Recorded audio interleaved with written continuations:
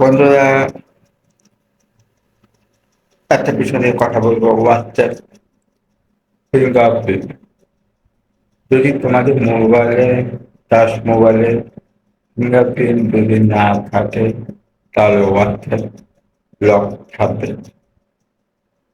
আর যদি মোবাইলে উল্লেখ করা থাকে ফিঙ্গারপ্রিন্ট, তাহলে পাবে। ভিডিওটা শুরু থেকে চেষ্টা করতে থাকো। চলে আসলাম হোয়াটসঅ্যাপ সেটিং, প্রায় বেশি ফিঙ্গারপ্রিন্ট লক নিচে লেখা ছিল।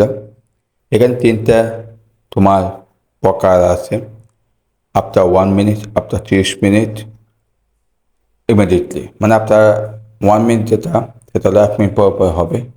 আর 30 মিনিট যেটা, সেটা 30 মিনিট পর পর হবে। ইমিডিয়েটলি তোমার লাগবে। আরেকটা কথা বলে রাখি, সব মোবাইলে ফিঙ্গারপ্রিন্ট পাবেন না।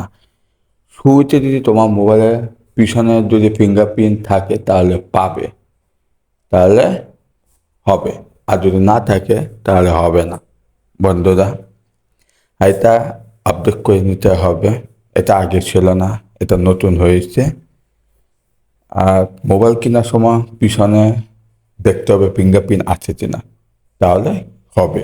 বন্ধুরা বন্ধুরা একটা কথা বলে রাখি, এই আপডেটটা আমার কাছে খুব ভালো লেগেছে। তোমাদের কাছে কেমন লাগেছে আমি জানি না, তবে কমেন্টে জানাও। তবে আমি খুব খুশি হয়েছি এই আপডেটটা নিয়ে। তবে হ্যাঁ, এটাকে কনফার্ম করতে হবে ফিঙ্গারপ্রিন্ট। এই যে কনফার্ম ফিঙ্গারপ্রিন্ট এখানে লেখা আছে, তারপরে হবে। বন্ধুরা।